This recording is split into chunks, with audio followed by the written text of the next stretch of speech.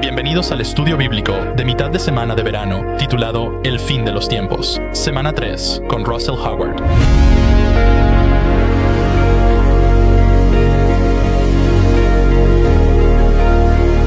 Llegamos ahora a una mirada más profunda en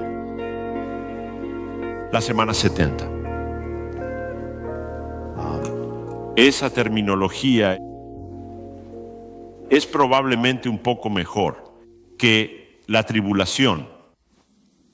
Pero en general estamos hablando de lo mismo.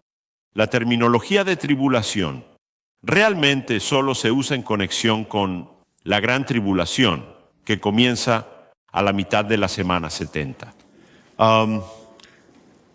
Cuando voy a estar saltando entre muchas escrituras. Me encanta esta Biblia de predicación. Tiene una buena sensación. Se queda abierta. Bien, el tamaño de la letra, aunque no es gigante, es más grande que la mayoría de las Biblias que he tenido antes, ya que mis ojos lo necesitan. No tiene pestañas y solo 2 cintas.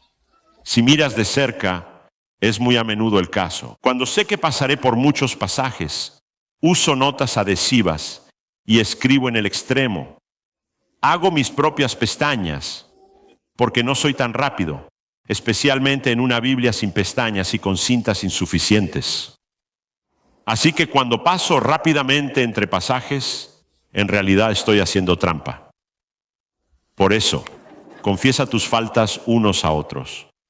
Solo quería decirlo.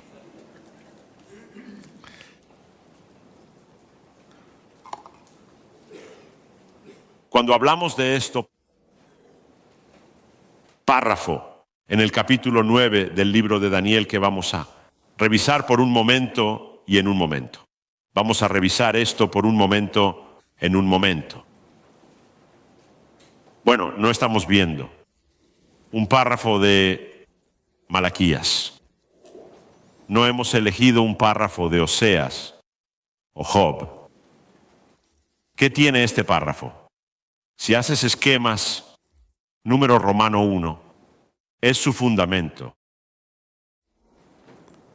¿Por qué? ¿Por qué importa la semana 70 de Daniel? ¿Por qué es importante? ¿Cuál es la relevancia de la semana 70? Y creo que vamos a llegar ahí. Bueno, voy a adelantarme y solo darte esto, mirando mis diapositivas. No lo he mencionado en una diapositiva, así que lo diré directamente. Jesús, en ese discurso del olivar donde estuvimos la semana pasada, es curioso cuánto se estudia la escatología. Es como un bingo de escatología, con muchas frases de moda. El discurso del olivar es una de esas cosas en el bingo de escatología. La palabra siempre va a surgir. Así que déjame asegurarme de contextualizarlo para ti. Esto es la noche del martes, antes del fin, viernes de crucifixión. Al final del día más largo y detallado de enseñanza en todo el ministerio de Jesús.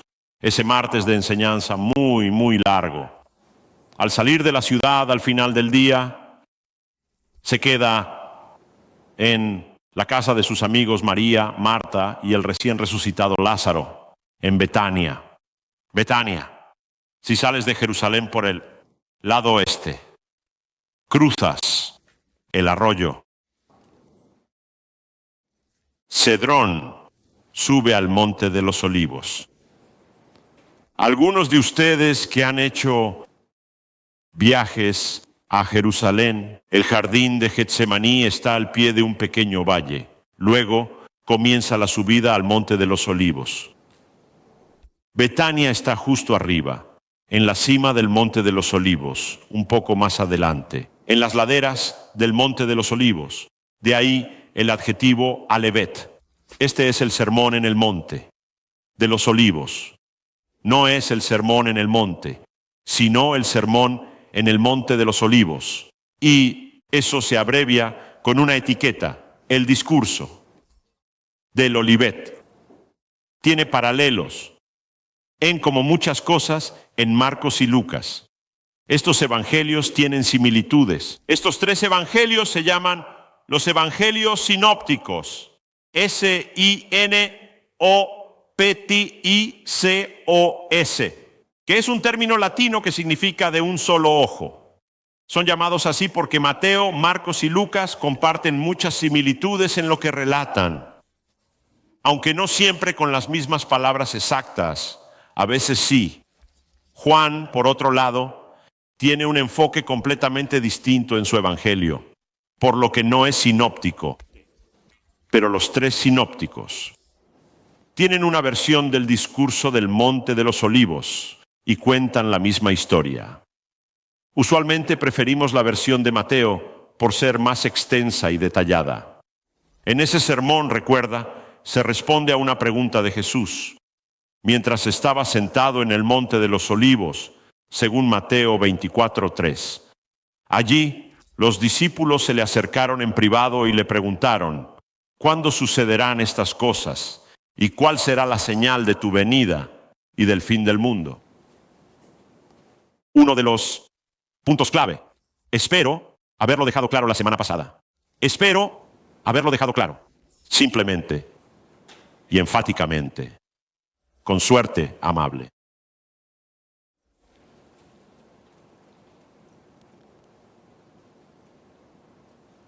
Una hermenéutica simple. La filosofía y ciencia de interpretar escrituras. Una hermenéutica de lenguaje sencillo.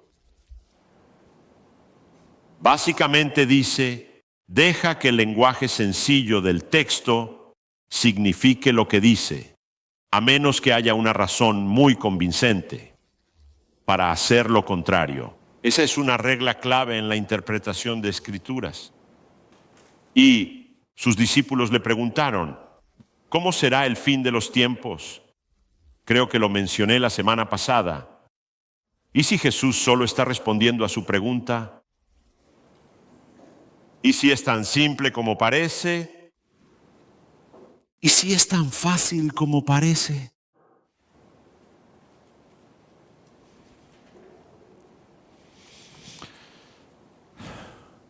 A veces seré un poco sarcástico, rozando el sarcasmo. No debo ser cruel. La bondad es un fruto del Espíritu. Te pido que sigas el juego. Y si la vibra parece fría, no quiero ser grosero al decir eso, pero en cualquier fin de los tiempos, sistema distinto al que he compartido contigo, prerrapturismo. Lo que Jesús está haciendo aquí no es una respuesta directa a la pregunta, en un escenario de prerrapto. Y dijeron: ¿cómo se ve el fin de los tiempos? En broma, él debería haber dicho: no te preocupes, no estarás aquí. Te vas antes de que pase todo esto. Y sin embargo, eso no parece ser lo que hace el Nuevo Testamento. He escuchado que, como cristianos del Nuevo Testamento, debemos ignorar el discurso del olivar, porque no nos concierne. Jesús solo se dirige al pueblo judío. Recuerdo la primera vez que escuché eso. Quería levantar la mano y decir: entonces déjame ver si entiendo bien. Cuando Jesús predica a sus discípulos y las consecuencias de ese sermón son muy incómodas, puedo fingir que no me aplica. Es un buen truco si puedes salirte con la tuya. En el Sermón del Monte hay cosas por las que preferiría no rendir cuentas. ¿Verdad? Tú también, si conoces el Sermón del Monte.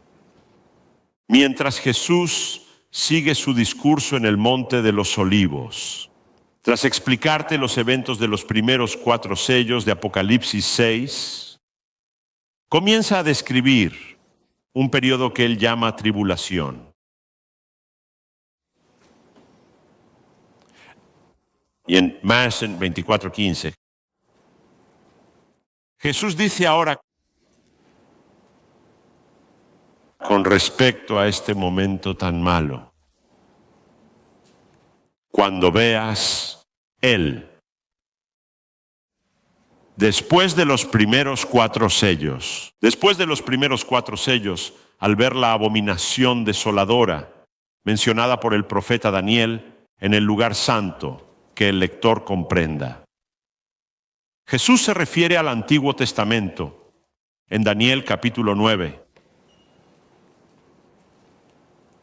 versículos 20 al 27, y ha adoptado la terminología de Daniel y la ha destacado en los tiempos finales. Cuando el Nuevo Testamento interpreta el Antiguo Testamento, presta atención. Como he mencionado en varias ocasiones, al buscar leer y entender el pacto abrahámico en Génesis 12, no puedes ignorar Gálatas capítulo 3 al interpretar Génesis 12, considerando lo que nos dice el Nuevo Testamento sobre la interpretación del Antiguo Testamento. El discurso del olivar toma este pasaje de Daniel. Daniel comienza a escribir desde el versículo 20, mientras hablaba y oraba, confesando su pecado y el pecado de su pueblo Israel, presentando su súplica ante el Señor, su Dios, por el monte santo de su Dios. Mientras oraba, el ángel Gabriel, a quien había visto en una visión anteriormente, en el capítulo 8. Sabemos por el Nuevo Testamento que este Gabriel es el ángel que está en la presencia de Dios. Así se presentó a María en el relato de Navidad, el mismo ser angelical, a quien vi en la visión al principio, vino a mí en rápido vuelo a la hora del sacrificio vespertino. Me hizo entender, hablando conmigo y diciendo, oh Daniel, he venido ahora para darte sabiduría y entendimiento.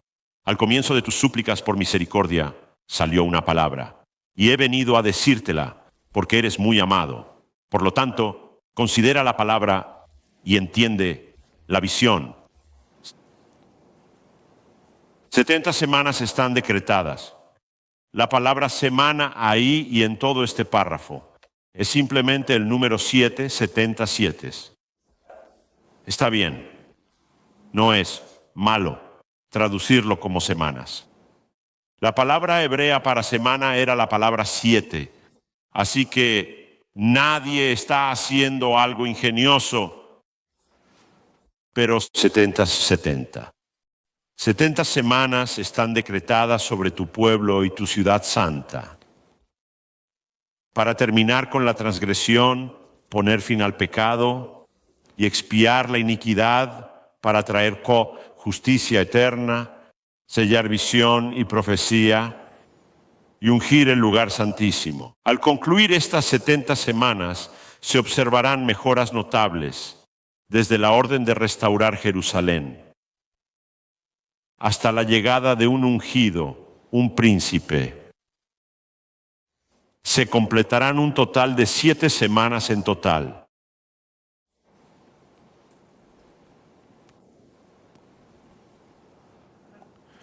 Nehemías, capítulo 2. No iré, pero tú sí. Recuerda, el archivo de PowerPoint estará disponible. No sé si podemos adjuntarlo como notas en la versión de YouTube, pero sí en la página web del podcast de McGregor. En YouTube no, pero en el podcast sí. Las personas inteligentes atrás evitan mis errores. Tienes los archivos de PowerPoint. Creo que es un PDF traducido para que tomes notas. Si te ayudan a escuchar y estudiar, úsalos. Pero recuerda que el PDF se puede descargar fácilmente. Y por cierto, para aquellos que están viendo este estudio en línea, ¡wow! He escuchado de personas más lejanas de lo que imaginé. Así que gracias por acompañarnos. Les apreciamos mucho. La orden de reconstruir Jerusalén, a la que él menciona en el versículo 25, aún era futura para Daniel. Sucede en el año 450 a.C. Puedes leer más en Nehemías, capítulo 2, versículos 1 al 8. Se hace la súplica. ¿Puedo, por favor, ser parte? Durante el cautiverio, varios grupos viajan a Jerusalén varias veces, pero Nehemías recibe permiso para regresar y reconstruir la ciudad.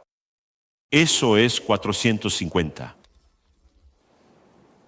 Unas 7 semanas equivalen a unos 49 años y la reconstrucción finaliza alrededor del año 401 a.C.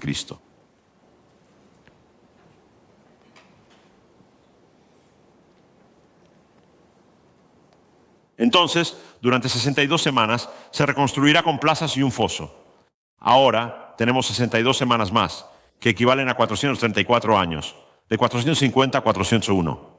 El 401 es una aproximación, pero no está lejos.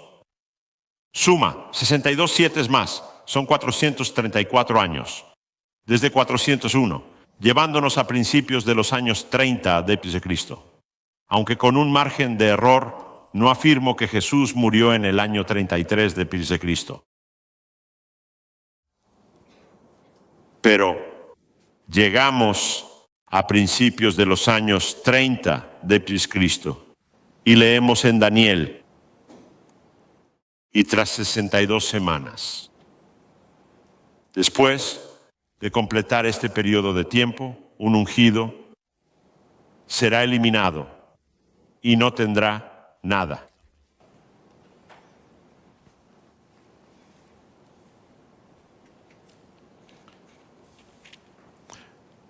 Y el pueblo del príncipe que ha de venir, o sea, el imperio romano, gran poder político europeo, destruirá la ciudad y el santuario. Bueno, eso pasó en el año 70 de Cristo. ¿Cierto? La destrucción total de Jerusalén, entre varios problemas, y lo discutiremos más en las próximas semanas. Entre varios problemas. Si tomas la postura, Pablo creía en un regreso inminente de Jesús en cualquier momento. ¿Crees que Pablo lo sabía? Jesús. Aquí, citando a Daniel, mencioné un pasaje que hablaba de la destrucción del templo en el año 70 de Cristo. ¿Ves el problema? Pablo murió en el 65, más o menos. Pedro falleció casi al mismo tiempo que Pablo, ya que Jesús le había revelado a Pedro cuándo y cómo moriría. Durante la carrera de escritor del apóstol Pablo, hay ciertos eventos futuros que no son el rapto. Así que Pablo no pudo haber creído en la inminencia. Parece, dices. Bueno, no, creo que Pablo pensó que después se volvió inminente. De acuerdo, yo también.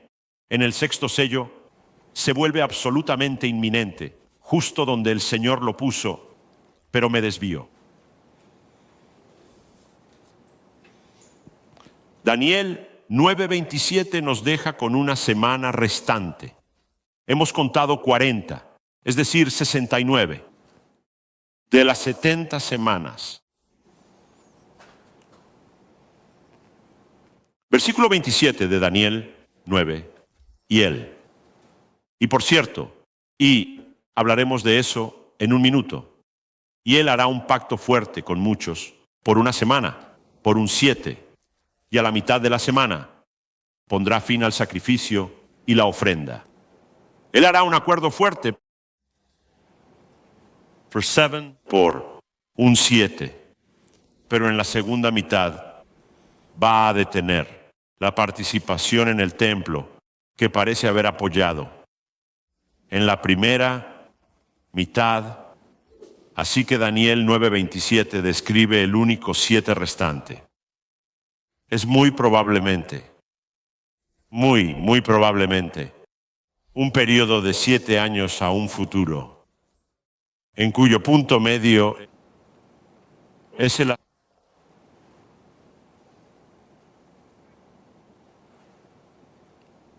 hacer un pacto, hombre fuerte, desconectando el uso legítimo del entonces presente templo.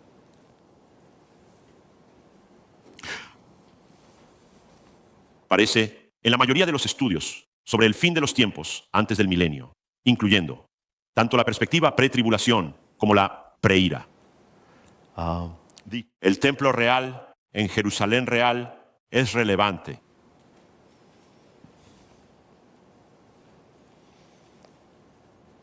Aún no está ahí.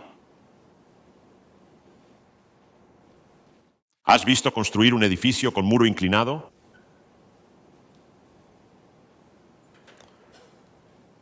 Si crees que la construcción de un edificio en Jerusalén afecta un cronograma, recuerdo el anexo de alegría. Se levantó en un día.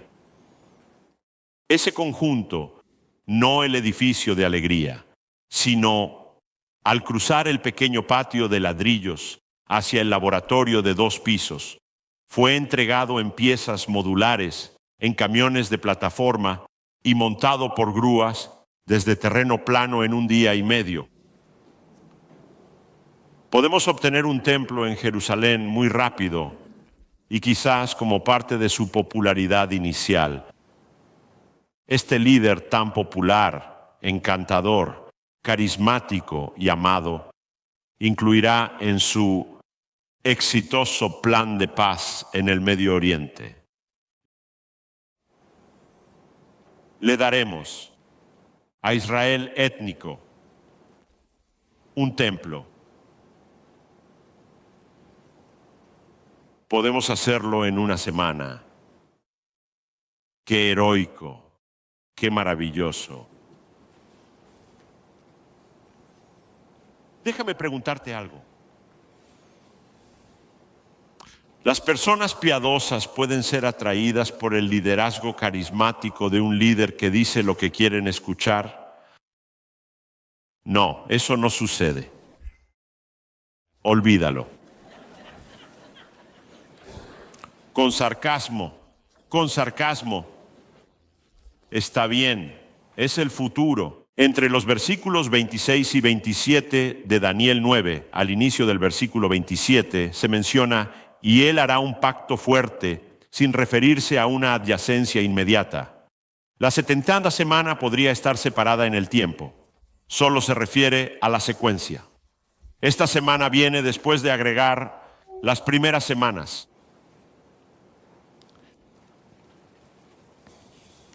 ¿Cuál es el propósito de estas 70 semanas?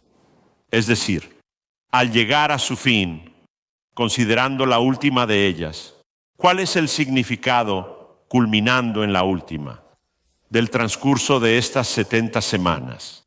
¿De qué se trata? Te invito a reflexionar en el versículo 24. Cuando esto sea, cuando esto haya terminado por completo, para poner fin al pecado. ¿Ya pasó? ¿Lo ha hecho? ¿Es el pecado prácticamente obsoleto aquí en la tierra? Yo tampoco lo creía, pero pensé que tal vez algo. Yo no. Para traer justicia eterna, sellar visiones y profecías y ungir al más santo. Al final de la semana 70, llegamos al amanecer del reino milenario.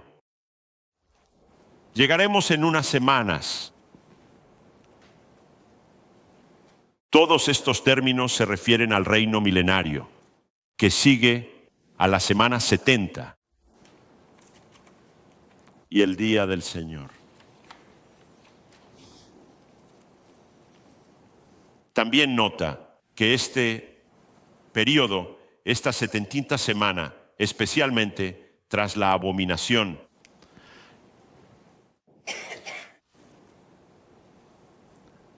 Jesús asocia este periodo. Cuando vean la abominación de la desolación de la que habló el profeta Daniel en el lugar santo, que el lector entienda. Él describe entonces lo que llama el peor período de problemas, la peor tribulación en la historia. El que esté en la azotea, no baje a tomar lo que está en su casa. El que esté en el campo, no regrese a tomar su manto. Y ay de las mujeres que estén embarazadas y de las que estén amamantando en esos días. Oren para que su huida no sea en invierno o en sábado.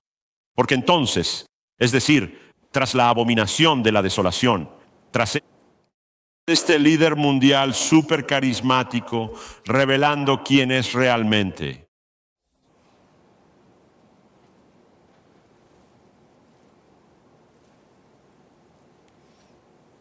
Entonces habrá una gran tribulación.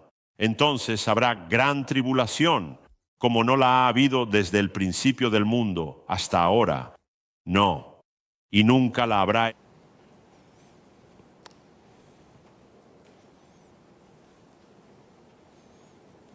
El peor período de la historia. Por cierto, no es la ira de Dios. Ese punto también, porque alguien me envió un correo esta semana y dijo, sí, pero hermano Russell, Dios no ha destinado a su pueblo a la ira. Estoy de acuerdo. En las Escrituras no se menciona la semana 70 de Daniel como ira.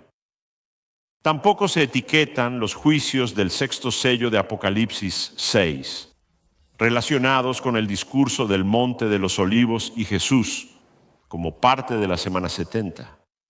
Es una narrativa completa. Apocalipsis no lo describe como la ira de Dios. El término ira de Dios no está en Apocalipsis hasta el séptimo sello. Y el rapto ocurre en el sexto. Creemos en un rapto antes de la ira. Dios no ha destinado a su pueblo para la ira, pero la semana 70 de Daniel no es ira. La semana 70 de Daniel es desagradable. En la tierra, guerra, enfermedad, hambruna, desastres naturales, martirio. En una proporción tan concentrada y en un marco de tiempo tan reducido, un periodo como el mundo nunca ha visto. Pero nada es nuevo, nada es sin precedentes y no es la ira de Dios. Continúa en Apocalipsis para descubrir el día del Señor, los juicios de las trompetas y las copas. Ahora vemos la ira de Dios.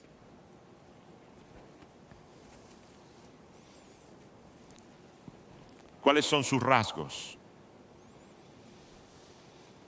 Al principio, el surgimiento del falso Cristo, el anticristo, la bestia, el príncipe que ha de venir, según Daniel 9:26. Apocalipsis capítulo 6, versículos 1 y 2, en el primer sello. Ahora miré, cuando el Cordero abrió uno de los 7 sellos, y oí a uno de los 4 seres vivientes decir con voz como de trueno, ven. Y miré, y he aquí un caballo blanco, y su jinete tenía un arco, y se le dio una corona, y salió venciendo y para vencer. Si sigues leyendo en el libro de Apocalipsis, encontrarás a otro jinete en un caballo blanco con múltiples coronas. ¿Quién es este jinete definitivo? Tiene un nombre escrito en su banda y en su muslo. ¿Sabes cuál es? Rey de reyes y Señor de señores. ¿Sabes cómo lo llamamos?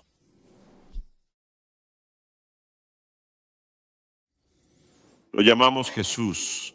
Este no es Él. Es el falso impostor. No es coincidencia que en Apocalipsis se le represente como un jinete en un caballo blanco con una corona. Es una imitación barata. ¡Wow! Es falso. Y él aparece en un instante crucial para el mundo.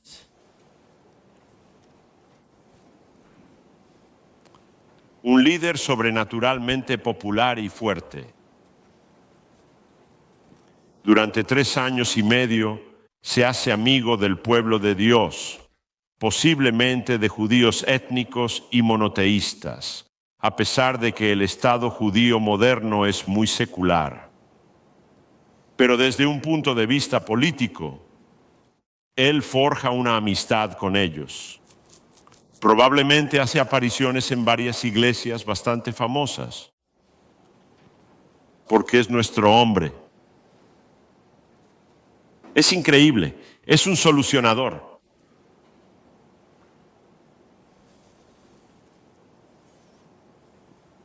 Bromeo sobre líderes políticos, pero lo he visto toda mi carrera, toda mi vida adulta como votante.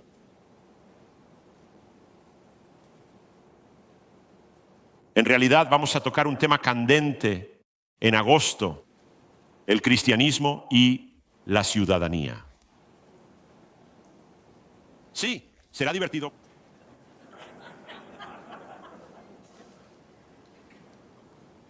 Cuando votas.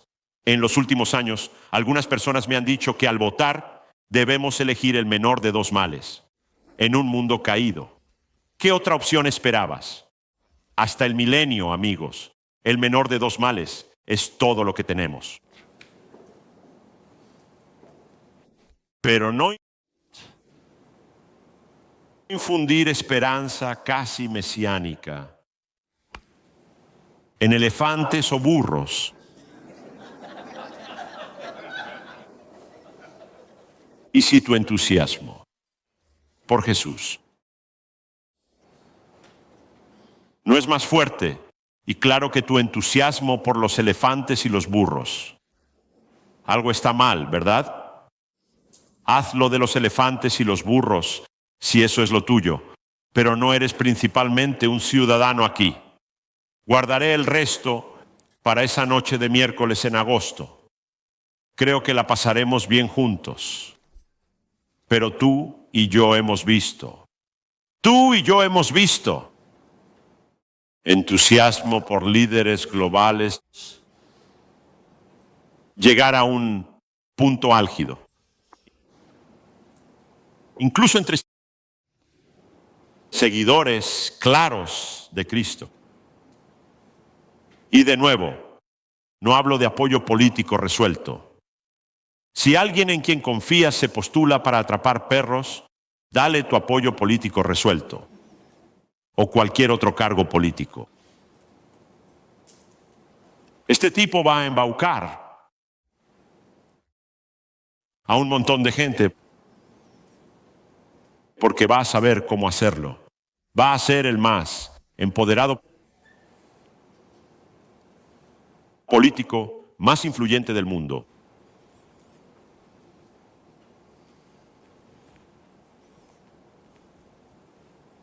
Apocalipsis 13, 1-8, creo. Ahora, partes de Apocalipsis se vuelven como una presentación de diapositivas, y esto no es un estudio sistemático del libro de Apocalipsis.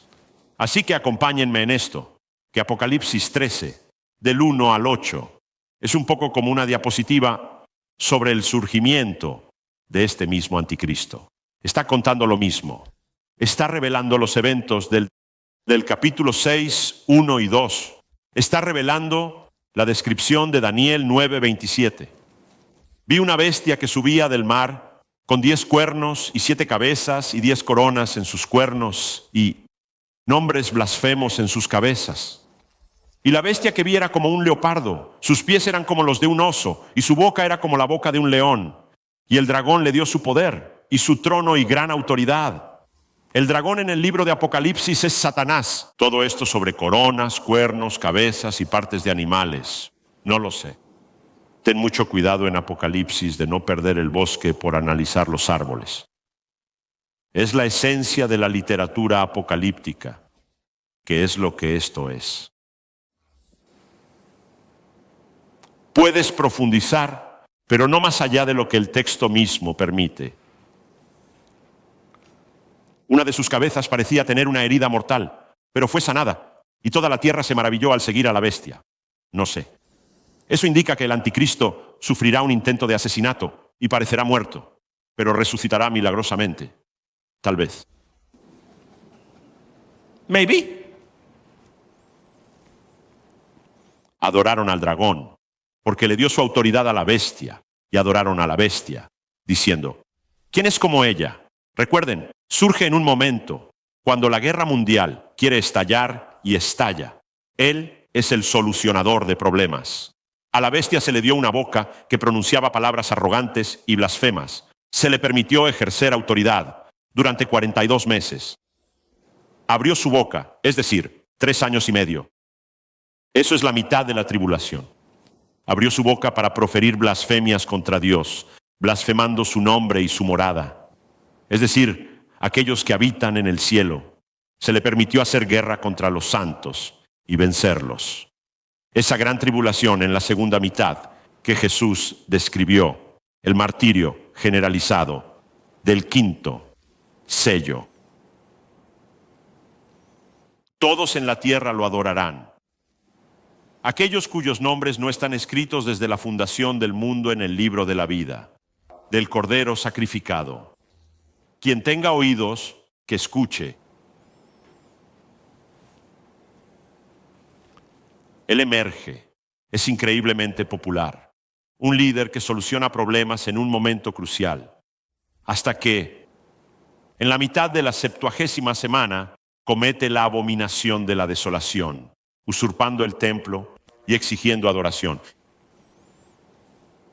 Eso parece ser la convergencia de Daniel, Mateo, Segunda de Tesalonicenses, capítulo 2. Ahora, ¿cómo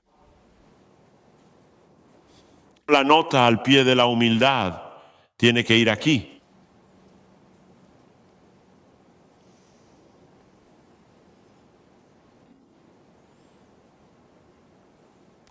Jesús va a regresar y va a regresar victorioso.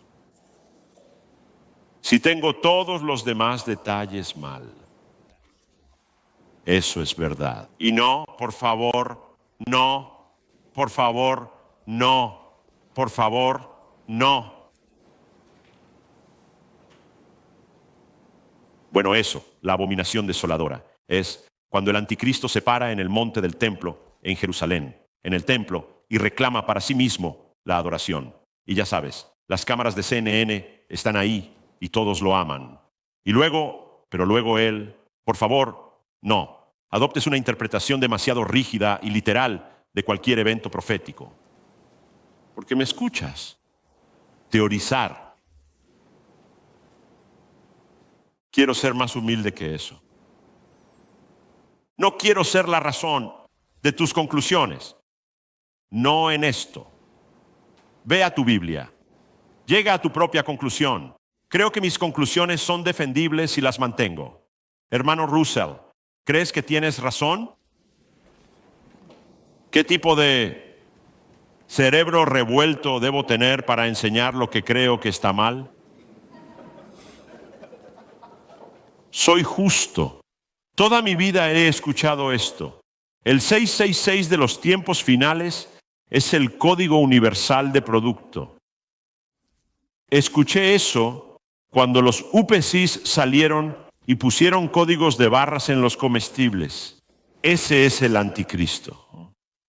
La gente lo decía en serio. Más recientemente, en el último año, escuché a alguien bien intencionado expresar con seriedad que al desbloquear dispositivos con huellas digitales y rostros, se relaciona con la profecía de la marca de la bestia al usar teléfonos inteligentes. Solo digo que tengas cuidado. ¿Está bien? ¿Sabes quién pasa por todo esto? Puede estar muerto, quizás martirizado, pero sabes quién lo vive, ¿verdad? La gente del Cordero. Jesús dijo, no temas a nadie, lo peor es matarte.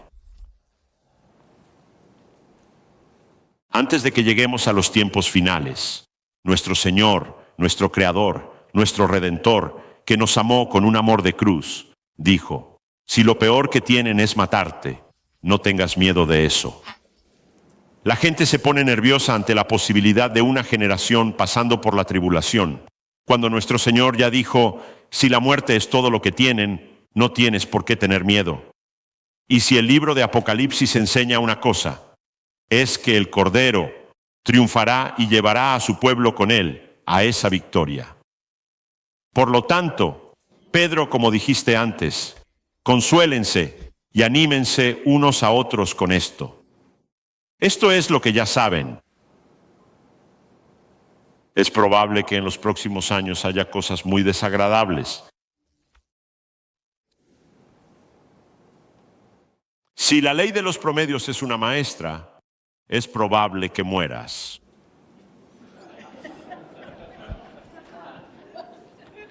Lo cantamos allá. ¿No es así? Amén a esto. A veces se sugiere cantar las canciones más antiguas por su gran teología, ¿verdad? Amén a eso. Nunca he cantado mejor teología que, cito, quédate quieto y recuerda, lo peor que puede venir solo apresura nuestro viaje a casa. Esa canción nueva tiene una teología increíble. No debemos cantar cosas viejas. Y nosotros, no creo que debamos repetir tanto ciertas cosas. ¿Te has dado cuenta? Cantamos cosas teológicamente ricas y verdaderas. No dejes que la edad te detenga. Chico, esto está en video y estoy matando el tiempo, pero puedo hacerlo igual. Tengo un micrófono encendido. Un domingo por la mañana, no muy lejano, habíamos cantado un par de cosas. Y un querido dulce hijo de Dios vino. Creo que fue un correo electrónico. Decía que deberíamos cantar más cosas viejas como esa. Mencionaron una de las canciones que habíamos cantado. Y no hacer tanto de estas cosas nuevas como esa otra. Mencionaron la otra. La canción vieja que deberíamos cantar más era de Gaither, de los años 70. Eso es lo viejo que deberíamos cantar más. La nueva, que no les gustó, era una canción con letras de los años 1500. Con ironía, le dije suavemente: quizá estás mezclando tus asuntos. Estoy ocupado persiguiendo conejos. No tengo tiempo para eso. Lo siento. Va a usurpar el templo y reclamar la adoración para sí mismo. Daniel 9:27 habla de eso. Mateo 24:15 habla de eso. Segunda de Tesalonicenses 2 habla de eso.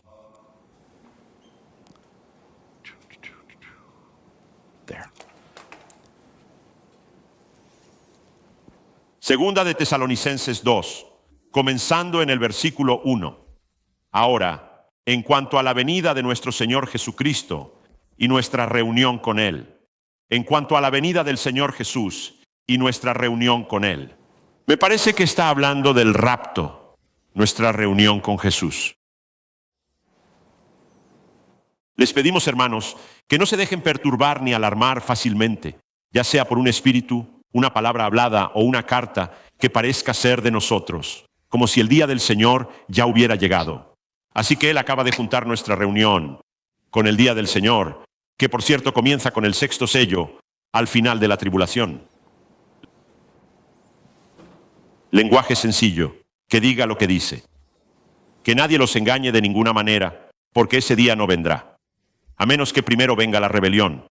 La rebelión es una apostasía generalizada al alejarse de las cosas de Dios.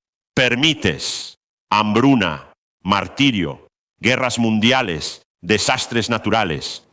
La asistencia a la iglesia sufrirá. En tiempos de martirio constante, el cristianismo no cederá. Pero ambos sabemos que la asistencia a la iglesia sí lo hará.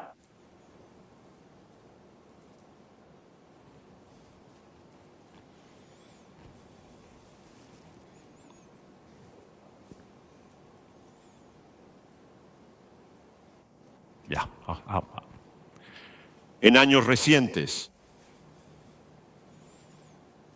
en otros lugares del país, no aquí,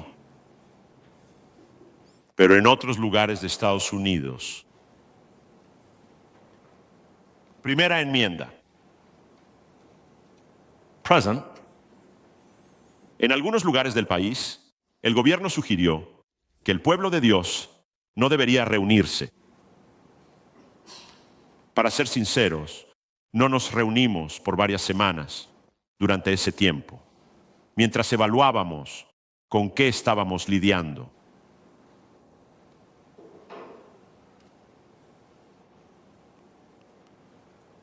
Pero cuando el gobierno dice que el pueblo de Dios no puede reunirse, Hebreos 10 dice que sí lo haremos.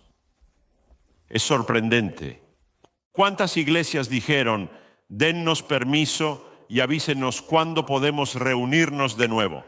Así de fácil. Tan simple. Un experimento interesante para quienes piensan en términos escatológicos. El poder del gobierno. Un superhombre totalitario dictando al pueblo de Dios lo que puede o no hacer, jamás prevalecería.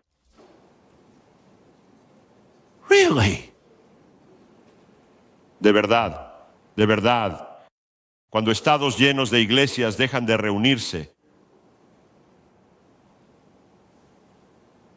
Por cierto, sé que el COVID-19 estuvo en Israel. He asistido y oficiado funerales. Y no estoy siendo partidista, político. Solo señalo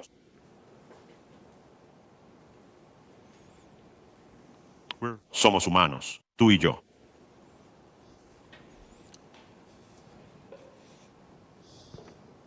Él volvió a 2 de Tesalonicenses 2.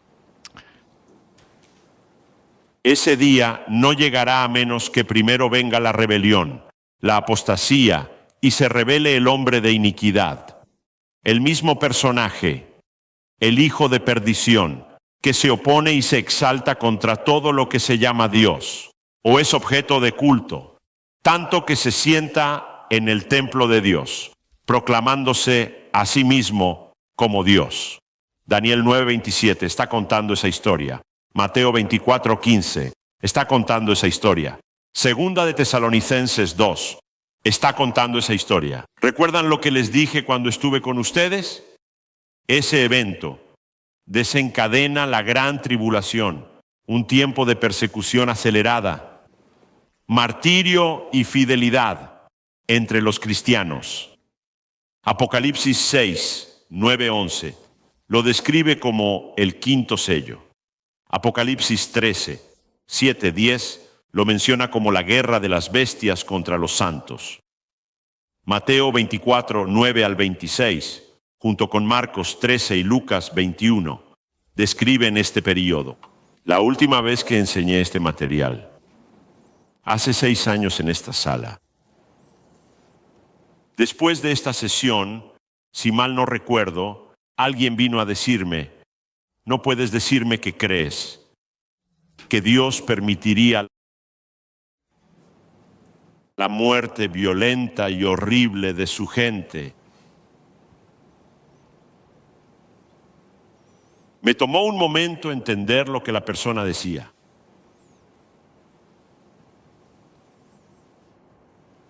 ¿Reconoces a David y Natalie Lloyd?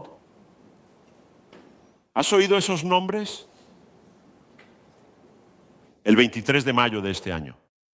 ¿Qué es eso? Hace 6 semanas. El vehículo en el que viajaban fue emboscado por 2 autos con pandilleros en Haití. Huyeron a un edificio al lado del camino. Son misioneros cristianos en Haití. Él tiene 23 años, ella 20. En la casa donde estaban, las pandillas simplemente la rodearon y dispararon con todo lo que tenían. Sin fines lucrativos. La casa era una típica construcción haitiana. Una capa de madera formaba la pared exterior. Pandillas dispararon repetidamente contra la casa desde varias direcciones. Y estos 2 misioneros cristianos fueron al cielo. Su viaje se acortó y se apresuraron a casa.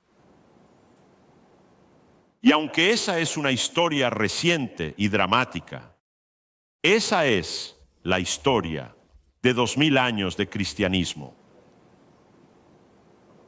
Eso es lo que el Nuevo Testamento nos dice que anticipemos, incluso fuera de un contexto de fin de los tiempos. Tú y yo hemos vivido en una breve coda cristiana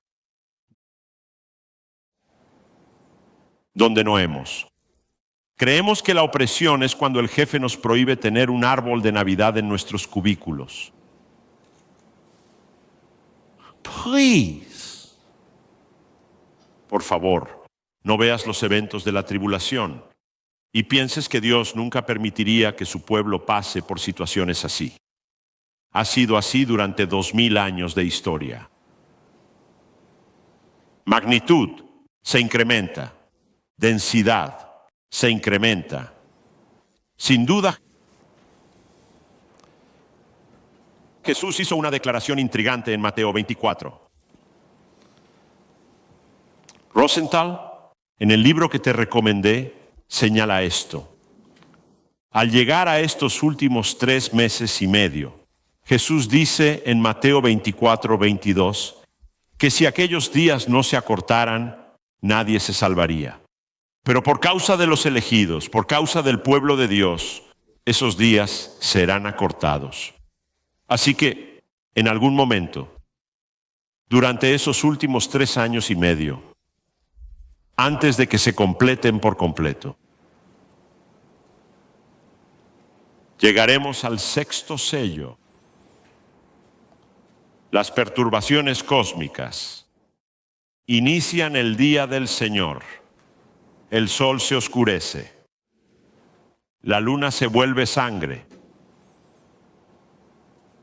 Estos son los signos del 6º sello, los de su venida. Este es el precursor del rapto. Claro como el agua en las 3 versiones del discurso del olivar. Es el inicio del día del Señor y el primer uso de la ira en Apocalipsis.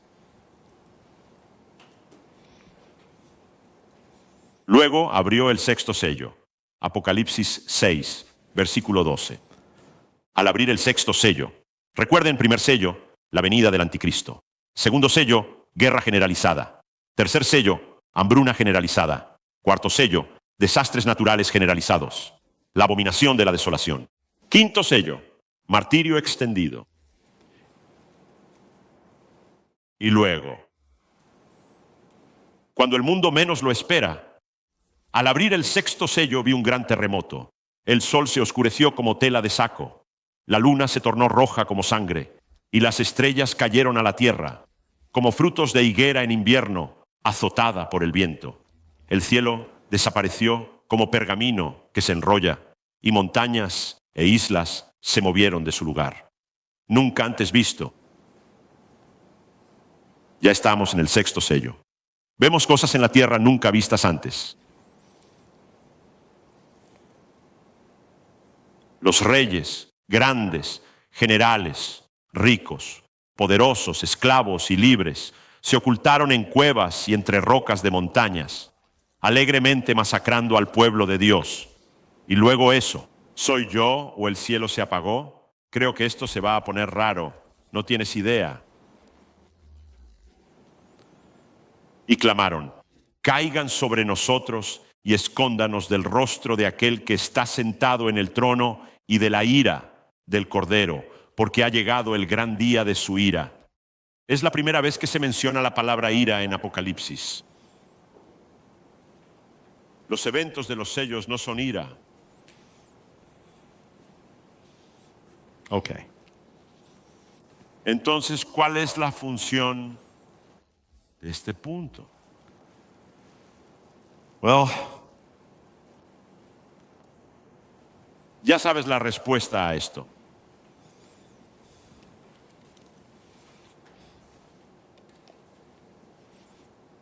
Hemos hablado mucho de esto. Surge a menudo en MacGregor. Al preguntar ¿por qué?, se cuestiona lo que Dios hace. ¿Por qué lo hace Dios? ¿Cuáles son las razones siempre ciertas? ¿Cuál es la razón principal detrás del actuar de Dios? Tu propia gloria. Por favor, aprende eso en la luz. Lo necesitarás en la oscuridad. ¿Cuál es la segunda causa? El bien de su gente, según su visión. No las preferencias ni caprichos de su gente. Entonces, ¿cuál es el porqué de la semana 70? Bueno, su gloria y nuestro bien, pero en detalle. Apocalipsis 13:10. Ese párrafo sobre la bestia que surge y hace guerra contra el pueblo de Dios y los etcéteras. Si alguien ha de ser llevado cautivo, a cautividad va. Si alguien ha de ser muerto a espada debe ser muerto. La última oración de ese párrafo, aquí está el llamado a la perseverancia y la fe de los santos. La perseverancia y fe de los santos. Tú y yo sabemos que el crecimiento, las etapas en tu caminar con Dios no han sido fáciles. Right?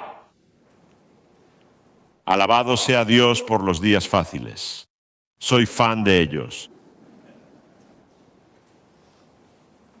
Pero el crecer, el fuego del refinador, el desgaste de lo que no refleja a Cristo en nuestra vida, sucede en días difíciles. Ay, Dios mío. Lo que la semana 70 logrará para los seguidores de Cristo en la tierra. Hablamos de Hebreos 10, alentando la asamblea de los santos, y lo hace. Ahí está. Soy esclavo de mis recibos rosados.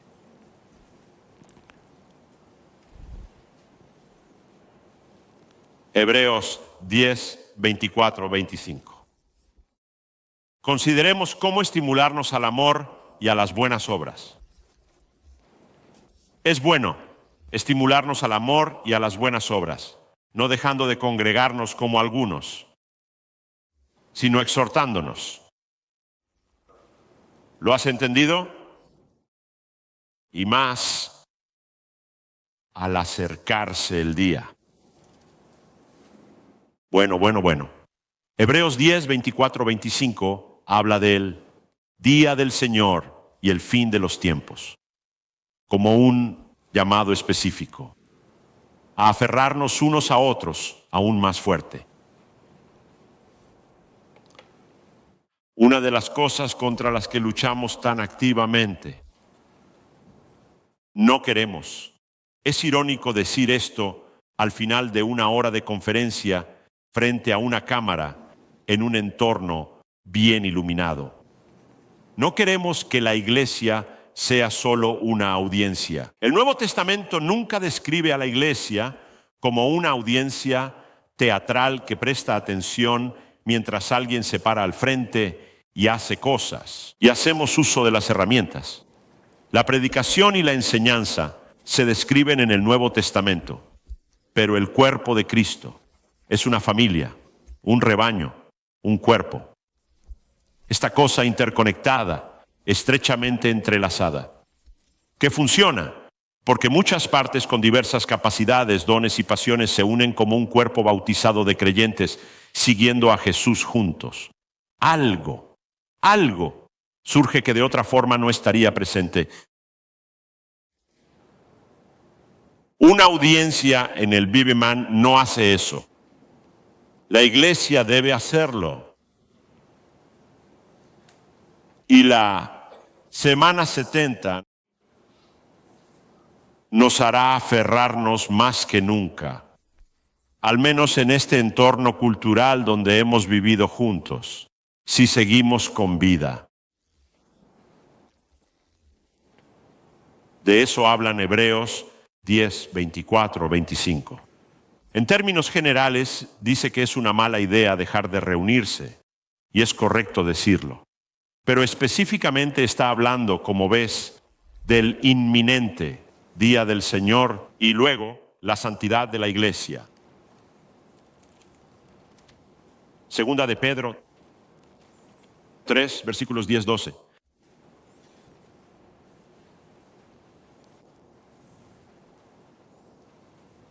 Ha estado hablando sobre cómo vivir bien en el versículo 10.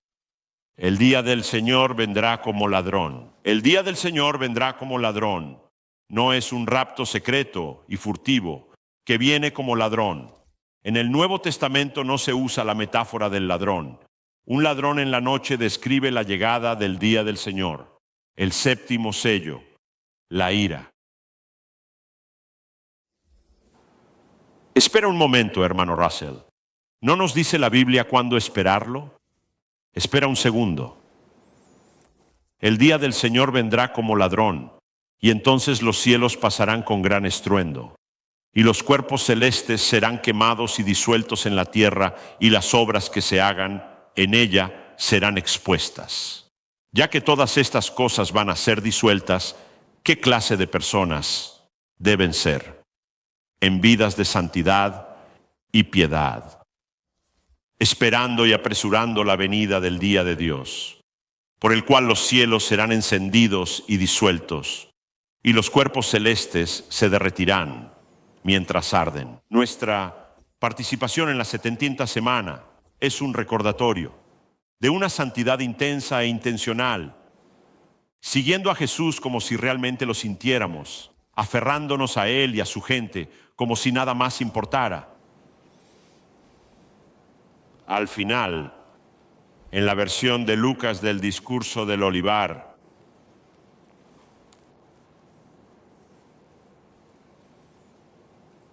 el martirio del quinto sello avanza rápidamente. Lucas 21, regresando al versículo 24. Caerán a filo de espada y serán llevados cautivos a todas las naciones. Jerusalén será pisoteada por los gentiles hasta que se cumplan los tiempos de los gentiles, hasta que lleguemos a esto, y habrá señales.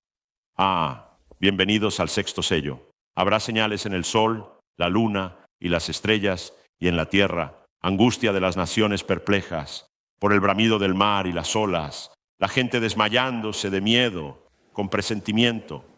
Recuerden a los reyes de la tierra de Apocalipsis 13. ¿Qué viene? ¿Qué está pasando? Porque los poderes de los cielos serán sacudidos y verán la señal del Hijo verán al Hijo del Hombre viniendo en una nube con poder y gran gloria. Ahora, cuando estas cosas comiencen a suceder, el sexto sello. Enderécense y levanten la cabeza, cristianos. Su redención está cerca. Hermano Russell, eso no suena como. Eso no suena muy a ladrón en la noche. Me parece que Dios está diciendo que su pueblo debería poder anhelar y anticipar, en particular en la gran tribulación, especialmente en la persecución. Listo, terminé. La última diapositiva está en la pantalla. Esto no es una diapositiva, pero anoten. Primera de Tesalonicenses, capítulo 5.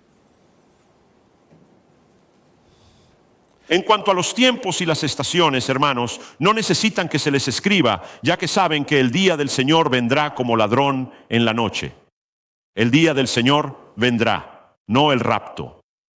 Específicamente, aunque está ligado al día del Señor, no es un arrebato secreto. La metáfora del ladrón en la noche no debe asociarse con algo secreto o silencioso. El día del Señor es bastante ruidoso.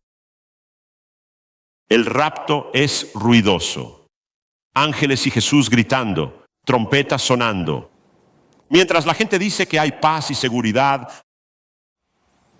al enfrentar a seguidores problemáticos de Dios, la destrucción repentina les alcanzará como dolores de parto a una mujer embarazada, sin escapatoria.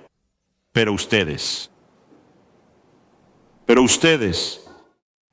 que tienen mi palabra, el discurso del olivar, la narrativa de los sellos, la respuesta de nuestro Señor sobre el fin de los tiempos, Pero ustedes no están en tinieblas, hermanos, para que ese día los sorprenda como un ladrón. El día del Señor no nos sorprende. Estamos levantando nuestras cabezas y esperándolo. La metáfora del ladrón en la noche no aplica a cristianos. Según 1 Tesalonicenses 5:4. Una generación pasará por la mayor parte de un periodo de 7 años. El día del Señor lo acorta. Si sigo a Rosenthal, y yo lo hago, creo que tiene razón. Pero la mayor parte de un periodo de 7 años será realmente malo. ¿Será tan malo como lo que aguanta Pat Schultz hoy? Bueno, no será peor. Cirugía abdominal de 10 horas. Por eso me desconcierta cuando los cristianos se asustan y temen por una futura tribulación. Tu tribulación personal podría empezar mañana. No me refiero a términos de los últimos tiempos, sino a algo que afectará tu vida tan duro como la tribulación afectará la vida de los creyentes en ese día. Podría empezar en tu vida mañana. Lo sabes, ¿verdad? No temas nada cuando lo peor que te puede pasar es morir. Habla sobre vivir fielmente. Habla sobre seguir a Jesús con todo lo que tienes. Habla sobre compartir el Evangelio al ser el pueblo del Cordero, quienes pasan por la 70ª semana, vivos o muertos, pero triunfantes. Déjame orar. Señor, gracias por tu palabra. Y Señor, este mundo ha provocado tu ira. No habrá llanto que pueda acusarte de actuar injustamente. Con un mundo caído al revelarse tu ira, más bien estarán tu gente cantando del triunfo de tu gracia y bondad. Así que entre ahora y entonces, que haya dos grandes impulsos, urgencias. Nuestra urgencia de amarte y seguir, y nuestra urgencia de contarle a alguien sobre Jesús. Que ellos tengan esperanza de evitar la ira venidera. Señor, gracias por estas personas amables que han venido esta noche de miércoles. Gracias por quienes nos visitan en este momento, podcast y en otros medios. Que estudiemos tu palabra fielmente juntos, que crezcamos juntos, que nos apoyemos unos a otros. En el nombre de Jesús te lo pido. Amén.